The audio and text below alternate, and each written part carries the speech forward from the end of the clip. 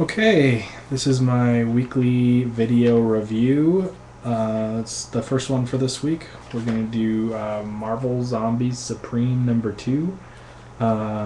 Originally, when I picked this up in the store, I had read the first one, and the first one was pretty awful. The premise is pretty terrible because what they want you to buy is that the Squadron Supreme hung out on Earth 616 for a little while, and while they were there, they donated their DNA for science, and so they could engineer ways to get back at or defend against the original Squadron Supreme should something bad ever happen. And so when the squadron went home, the scientists used the DNA to they injected it into dead corpses who, at the same time that they had also played with this Zeta energy or Z energy that they'd found somewhere out in space, that somehow reanimated these human corpses and injected them with all of the powers of the original Squadron Supreme. So they're like zombies, Squadron Supreme, but they're also clones, and they're also from Earth 616, and they're also human beings, or dead human beings.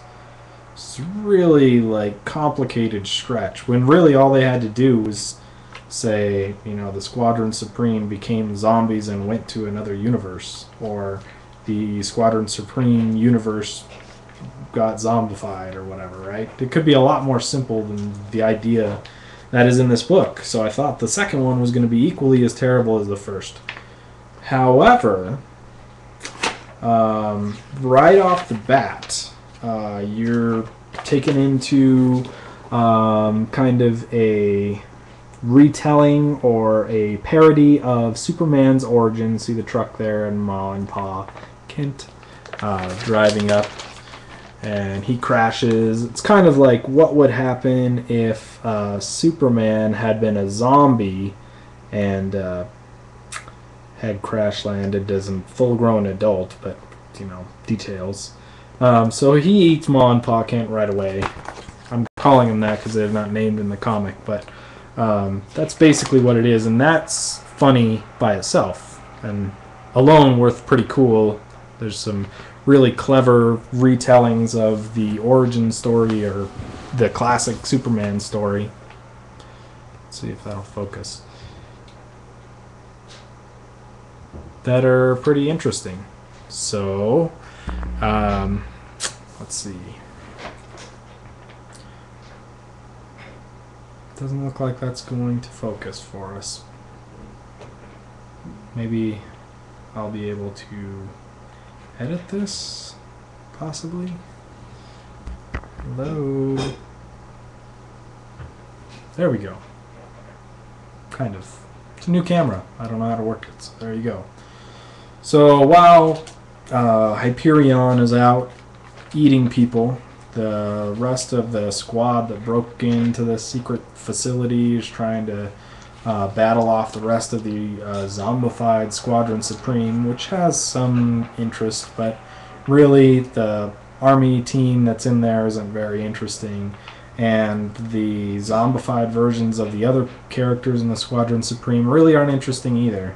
So the main part of the story, or the more cool part and funny part and interesting part, is the Hyperion out, first killing people in Kansas. I guess he's going across Kansas statewide because he ends up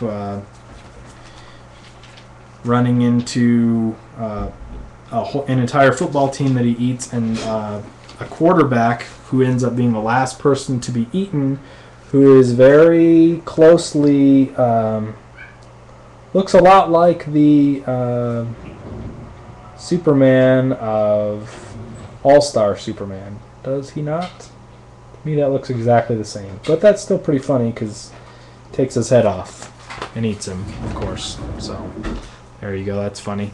And then he comes upon a truck full of cows and eats all the cows. For some reason, thinks that's cool.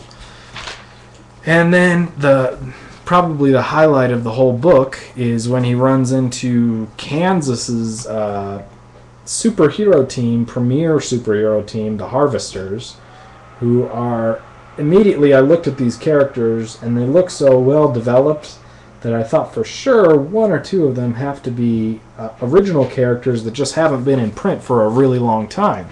But it turns out none of them are. Nobody has any inkling of any of these characters online yet. Meadowlark, Pioneer, Sunflower, Grainbelt, and Topeka.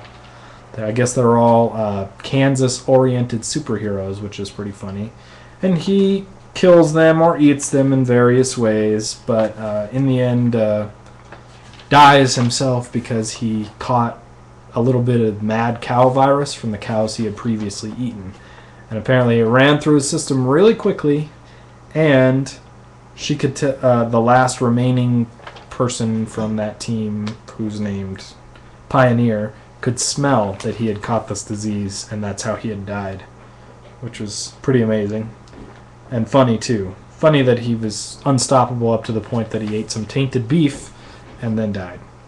And that's pretty much it for this story. Oh, one other minor thing. The people in the facility are messing around with the Zeta energy, and they bring back, by accident, who looks to be Jack of Hearts, which is kind of interesting, but why you would bring Jack of Hearts back in the middle of this weird story is really, I don't know. Maybe it's just a clone zombie version of Jack of Hearts. Who knows? But anyway, it's at least entertaining. It's very entertaining. The Superman parodies are hilarious, and that's all Hyperion really is anyway. So that's what it should be. And so it's almost like Marvel took the DC characters, and after DC didn't really do any like main character zombie stuff, Marvel was like, okay, we'll just do our characters as zombies, our characters who are parodies of your characters as zombies, so that you don't have to do it, or so that we make money off it first, which is pretty interesting. Overall, I mean, if you've got a budget, you probably don't want to delve into something like this. I happen to have a budget, and I happen to collect all the zombie garbage because I like the original series so much. This one was wearing thin right with the first issue, but second issue made up for it. So we'll see how the rest of it turns out. I'll definitely be glancing through number 3 before I buy it, but overall it's pretty good. It's pretty funny, so I'd probably give it a 3 out of 5. Okay, check out my other ones. Talk to you later.